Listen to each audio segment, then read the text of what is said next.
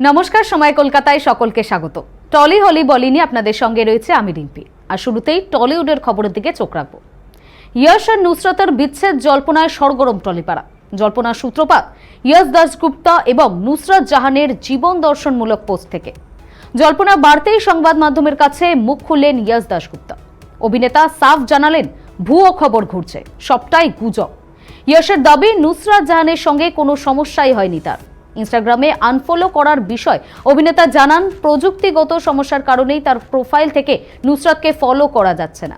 ইতিমধ্যে তার social media team বিষয়টি নিয়ে দেখছে। প্রসঙ্গত, নুসরাত জাহান বর্তমানে ছেলে জিশানকে নিয়ে পরিবারের সঙ্গে দার্জিলিং ঘুরতে গিয়েছেন। সেখান থেকে তিনি বলেন, আমরা আলাদা ঘুরতে এসেছি। নিন্দুকরা যতই বিচ্ছেদ গুঞ্জনের আসর বসাক না কেন, সম্পর্কেরা যে যার জায়গায় নিশ্চিন্তে রয়েছে।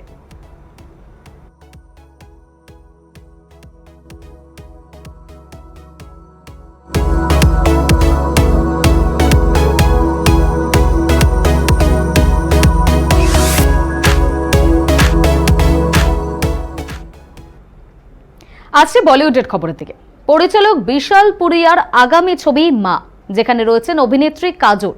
আর সেই নতুন ছবির কাজে শহরে এসেছেন অভিনেত্রী।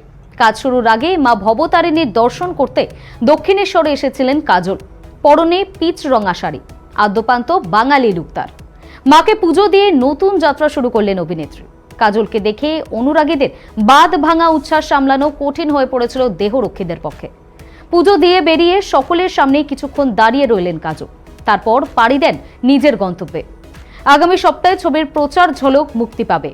কাজল ছাড়াও এই ছবিতে দেখা যাবে খুদে অভিনেত্রী রূপকথা চক্রবর্তীকে। এই ছবির জন্য কাজলকে বাংলা শেখানোর অনেকটা দায়িত্বই নিয়েছিল সে।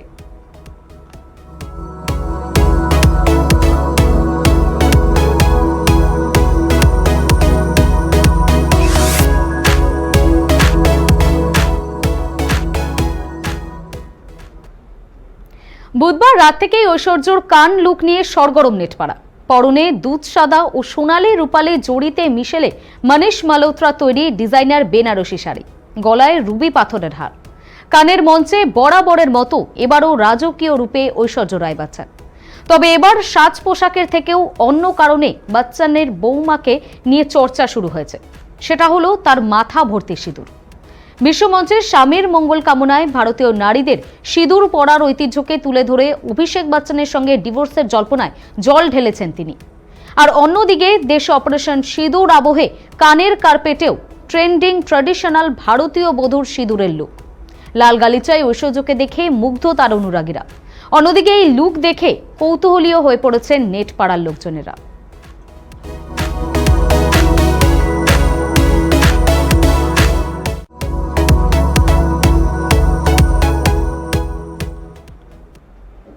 তেরোই মে থেকে শুরু হয়েছে কান চলচ্চিত্র উৎসব।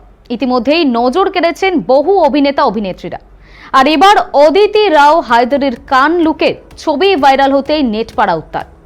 একাংশের মতে, দেশে অপারেশন সিঁদুর আবহে আর 5 জন তারকা যখন পশ্চিমী পোশাকে ফ্রেঞ্চ রিভেরা মাতাচ্ছে, তখন সিঁদুরে সিথি রাঙিয়ে অনন্যা অদিতি। ঐশ্বর্য রায়ের লুক সামনে আসার পরও নেটিজেনদের এই একই মত ছিল। নিজের কান লুকের ছবি শেয়ার করে অভিনেত্রী লিখেছেন, আই ক্যান, অর্থাৎ আমিও পারি। বলাই বাহুল্য, সেই এক লাইনে গর্ব আর গ্ল্যামারকে মিলিয়ে দিয়েছেন অদিতি। ভারতীয় নারীর ঐতিহ্যকে বিদেশের মাটিতে গর্বের সঙ্গে মেলে ধরায় অভিনেত্রীর প্রশংসায় পঞ্চমুখ অনেকেই। স্বামী সিদ্ধার্থ ভালোবাসা উজাড় করে দিয়েছেন পোস্টে।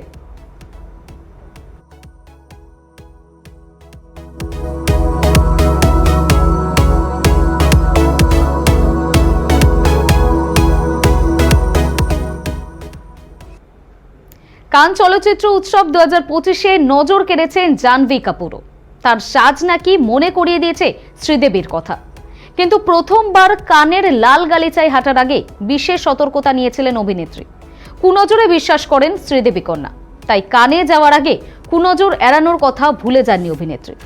এদিন জাহ্নবীর পরনে ধূসর গোলাপি রঙের বেনারসি টিস্যু কাপড়ে ছিল ধাতব চাকচিক্য, গলায় মুক্তমালা। কিন্তু তার সাজের সবথেকে আকর্ষণীয় বিষয়টি ছিল ঘোমটায়। ঘাগরা ও করসেটের মতো পোশাক পেঁচিয়ে ছিল একটি ওড়না। তারই মাঝের অংশ ঘাড়ের কাছে করা খোপায় ঘিরে ছিল ঘোমটা, যেন একেবারে ভারতীয় বধূটি। তার সাথে চোখে পড়ে তার হাতের কালো সুতোটিও।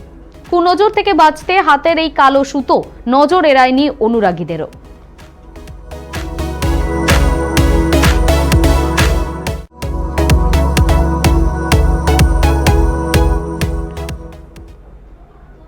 অ্যানিমাল ছবির পরিচালক সন্দীপ রেড্ডি ভাঙ্গার আসন্ন ছবি স্পিরিটে একসাথে কাজ করার কথা ছিল দীপিকা পাডুকোন ও প্রভাসের। এবার এই ছবিটি প্যান ওয়ার্ল্ডে রিলিজ হওয়ারও কথা ছিল, তবে এবার শোনা যাচ্ছে অভিনেত্রী নাকি আর ছবির অংশ নন। পরিচালক নাকি নিজেই ছবি থেকে বাদ দিয়েছেন অভিনেত্রীকে। তবে এখানে একটা প্রশ্ন উঠছে, কেন ছবি থেকে বাদ পড়লেন দীপিকা? জানা যাচ্ছে দীপিকার অত্যাধিক দাবির কারণেই নাকি সন্দীপ এমন কাজটা করেছেন। দীপিকার নাকি দাবি ছিল যে তিনি মাত্র 8 ঘন্টা কাজ করবেন। শুধু তাই নয়, তার পারিশ্রমিকেরও নাকি আকাশ ছোঁয়া পরিমাণ ছিল। দীপিকা এই ছবির জন্য এখনো পর্যন্ত সবচেয়ে বেশি পারিশ্রমিক চেয়েছিলেন, প্রায় 20 কোটি টাকা। এরকম সব দাবির কারণেই নাকি সন্দীপ বিরক্ত হয়ে পড়েন এবং দীপিকাকে ছবি থেকে বাদ দেওয়ার সিদ্ধান্ত নেন।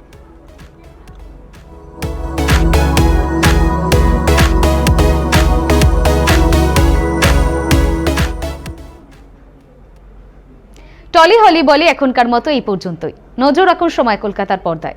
সময় বলবে সময়ের কথা।